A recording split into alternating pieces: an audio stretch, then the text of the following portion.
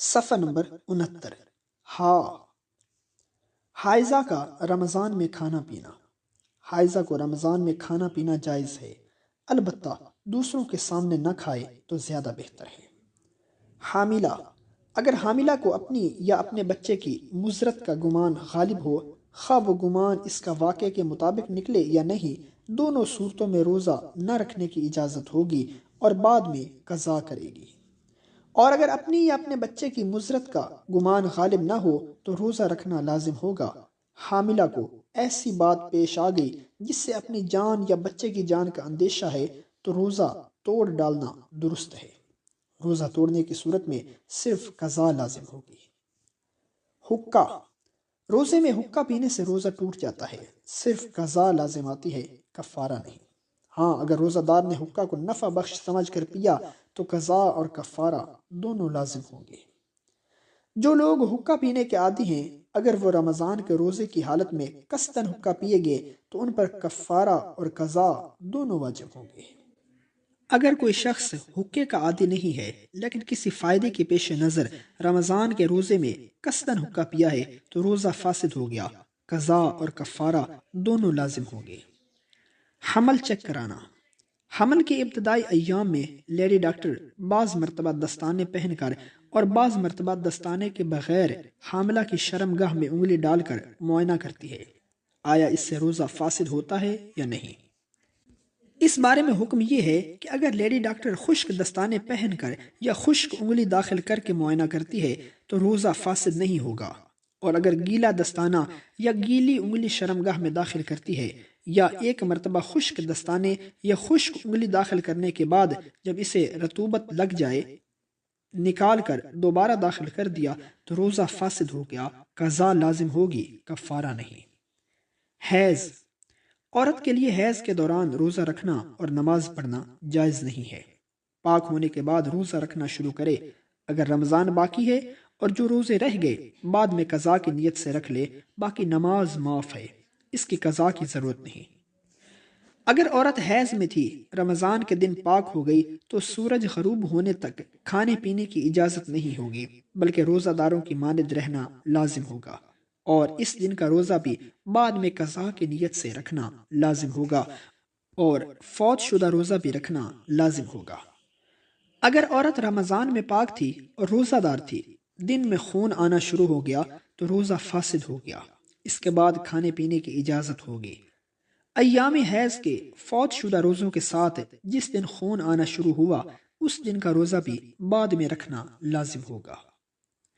حیض اس خون کو کہا جاتا ہے جو تندرست بالغ عورت کے رحم سے کم 15 دن کے وقفے سے آتا ہو۔ اس کی مدت کم سے کم 3 دن 3 رات اور زیادہ سے زیادہ 10 دن 10 رات ہے، اور اگر اس سے زائد ہے تو وہ حیض کے حکم میں نہیں بلکہ استحاضہ ہوگا۔ استحاضہ کے دوران روزہ رکھنا اور نماز پڑھنا لازم ہے۔ حیض کے دوران ہم بستری کرنا، قرآن مجید کو ہاتھ لگانا، قرآن مجید کی تلاوت کرنا، مسجد میں جانا، نماز پڑھنا، روزہ رکھنا، بیت اللہ کا طواف کرنا ناجائز اور حرام ہے، لہٰذا ان چیزوں سے احتراز کیا جائے۔ البتہ حیض کے زمانے کی نماز بالکل معاف ہو جاتی ہے، پاک ہونے کے بعد اس کی قضا واجب نہیں ہوتی، لیکن روزہ معاف نہیں ہوتا۔ پاک ہونے کے بعد قضا رکھنا لازم ہوتا ہے۔ اگر فرض نماز کے دوران حیض آ گیا تو وہ نماز معاف ہو جائے گی، پاک ہونے کے بعد اس کی قضا لازم نہیں ہوگی۔ اگر نفل یا سنت نماز پڑھنے کے دوران حیض آ گیا تو پاک ہونے کے بعد اس کی قضا لازم ہوگی۔ اگر آدھے روزے کے بعد حیض آ گیا تو وہ روزہ فاسد ہو گیا، پاک ہونے کے بعد اس کی قضا لازم ہوگی۔ اگر نفل روزے میں حیض آ جائے تو اس کی قضا لازم ہوگی۔ اگر کفارے کے روزوں کے درمیان حیض کی وجہ سے ناغہ ہو جائے اور تسلسل برقرار نہ رہے تو یہ شرعاً مضر نہیں، ماہواری ختم ہوتے ہی فوراً روزہ شروع کر دے۔ اسی طرح 60 روزے پے در پے پورے کرے۔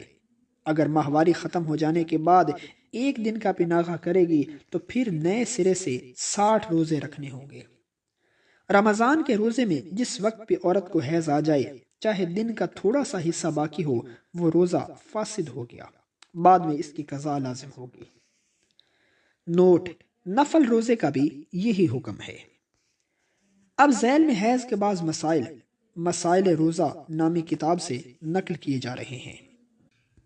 مسئلہ: اگر 3 دن تو ہو گئے لیکن 3 راتیں نہیں ہوئی، جیسے جمعہ کی صبح سے خون آیا اور اتوار کی شام کے وقت بعد مغرب بند ہو گیا، تب بھی یہ حیض نہیں بلکہ استحاضہ ہے۔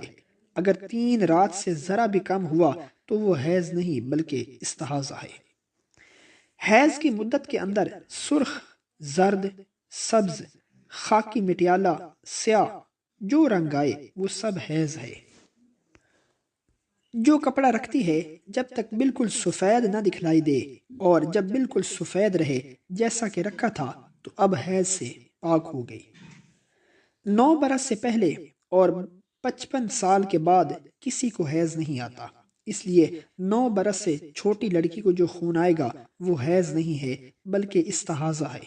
یعنی 9 سال سے پہلے تو بالکل حیض نہیں آتا، اس لیے جو خون 9 سال سے پہلے آئے گا وہ کسی صورت میں حیض نہیں ہو سکتا۔ اور 55 سال کے بعد عام طور پر جو عادت ہے وہ یہی ہے کہ حیض نہیں آتا لیکن آنا ممکن ہے، اس لیے کہ اگر 55 برس بعد خون آ جائے تو ان خاص عورتوں میں جن کا ذکر کیا گیا ہے اس کو حیض کہا جائے گا۔ البتہ اگر اس عورت کو اس عمر سے پہلے بھی زرد یا سبز یا خاکی رنگ آتا ہو تو 55 برس بعد بھی یہ رنگ حیض سمجھے جائیں گے، اور اگر عادت کے خلاف ایسا ہوا تو حیض نہیں بلکہ استحاضہ ہے۔ کسی کو ہمیشہ 3 دن یا 4 دن خون آتا ہے، پھر کسی مہینے میں زیادہ آ گیا لیکن 10 دن سے زیادہ نہیں آیا، وہ سب حیض ہے۔ اور اگر 10 دن سے بھی زیادہ بڑھ گیا تو جتنے دن پہلے سے عادت کے ہیں اتنا تو حیض، باقی سب استحاضہ ہے۔ اس کی مثال یہ ہے کہ کسی کو ہمیشہ 3 دن حیض آنے کی عادت ہے لیکن کسی مہینے میں 9 دن یا 10 دن رات آیا تو یہ سب حیض ہے۔ اور اگر 10 دن سے ایک لحظہ بھی زیادہ خون آئے تو وہی 3 دن حیض کے ہیں اور باقی دنوں کا سب استحاضہ ہے۔ ان دنوں کی نمازیں قضا پڑھنا واجب ہے۔ ایک عورت ہے جس کی کوئی عادت مقرر نہیں ہے، کبھی 4 دن خون آتا ہے اور کبھی 7 دن، اسی طرح بدلتا رہتا ہے، کبھی 10 دن بھی آ جاتا ہے، تو یہ سب حیض ہے۔ ایسی عورت کو اگر کبھی 10 دن رات سے زیادہ خون آئے تو دیکھو اس سے پہلے مہینے میں کتنے دن حیض آیا تھا، بس اتنے ہی دن حیض کے اور باقی سب استحاضہ ہے۔ کسی کو ہمیشہ 4 دن آتا ہے اور پھر ایک مہینے میں 5 دن خون آیا اور اس کے بعد دوسرے مہینے میں 15 دن خون آیا تو اس 15 دن میں سے 5 دن حیض کے ہیں اور 10 دن استحاضہ، اور پہلی عادت کا اعتبار نہیں کریں گے اور یہ سمجھیں گے کہ عادت بدل گئی اور 5 دن کی عادت ہوگی۔ کسی کو 10 دن سے زیادہ خون آیا اور اس کو اپنی پہلی عادت بالکل یاد نہیں کہ پہلے مہینے میں کتنے دن خون آیا تھا، تو اس کے مسئلے بہت باریک ہیں جن کا سمجھنا بہت مشکل ہے اور ایسا اتفاق بھی کم پڑتا ہے، اس لیے ہم اس کا حکم بیان نہیں کرتے۔ اگر کبھی ضرورت پڑے تو کسی مقتدر عالم سے پوچھنا چاہیے۔ کسی لڑکی نے پہل خون دیکھا تو اگر 10 دن یا اس سے کم آئے سب حیض ہے، اور جو 10 دن سے زیادہ آئے تو پورے 10 دن حیض ہے، اور جتنا زیادہ ہو وہ سب استحاضہ ہے۔ کسی نے پہل خون دیکھا اور وہ کسی طرح بند نہیں ہوا، کئی مہینے تک برابر آتا رہا، تو جس دن خون آیا ہے اس دن سے لے کر 10 دن رات حیض ہے، اس کے بعد 20 دن استحاضہ ہے۔ اسی طرح برابر 10 دن حیض اور 20 دن استحاضہ سمجھا جائے گا۔ 2 حیض کے درمیان میں پاک رہنے کی مدت کم سے کم 15 دن ہے اور زیادہ کی کوئی حد نہیں۔ سو اگر کسی وجہ سے کسی کو حیض آنا بند ہو جائے تو جتنے مہینے تک خون نہ آئے گا پاک رہے گی۔ اگر کسی کو 3 دن رات خون آیا، پھر 15 دن پاک رہی، پھر 3 دن رات خون آیا، تو 3 دن پہلے کے اور 3 دن جو 15 دن کے بعد ہیں حیض کے ہیں، اور بیچ میں 15 دن پاکی کا زمانہ ہے۔ اگر 1 دن یا 2 دن خون آیا، پھر 15 دن پاک رہی، پھر 1 یا 2 دن خون آیا، تو بیچ میں 15 دن تو پاکی کا زمانہ ہی ہے۔ ادھر ادھر 1 یا 2 دن جو خون آیا ہے وہ بھی حیض نہیں ہے بلکہ استحاضہ ہے۔ اگر 1 دن یا کئی دن خون آیا، پھر 15 دن سے کم پاک رہی، اس کا کچھ اعتبار نہیں ہے، بلکہ یوں سمجھیں گے کہ گویا اول سے آخر تک برابر خون جاری رہا۔ بس جتنے دن حیض آنے کی عادت ہو اتنے دن تو حیض کے ہی ہیں، باقی سب استحاضہ ہے۔ مثال اس کی یہ ہے کہ کسی کو ہر مہینے کی پہلی اور دوسری اور تیسری تاریخ کو حیض آنے کا معمول ہے، پھر کسی مہینے میں ایسا ہوا کہ پہلی تاریخ کو خون آیا، پھر 14 دن پاک رہی، پھر ایک دن خون آیا، تو ایسا سمجھیں گے کہ 16 دن برابر خون آیا۔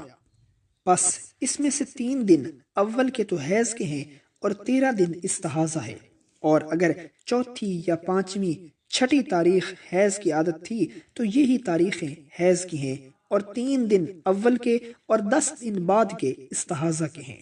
اور اگر اس کی کچھ عادت نہ ہو بلکہ پہل خون آیا ہو تو 10 دن حیض ہے اور 6 دن استحاضہ ہے۔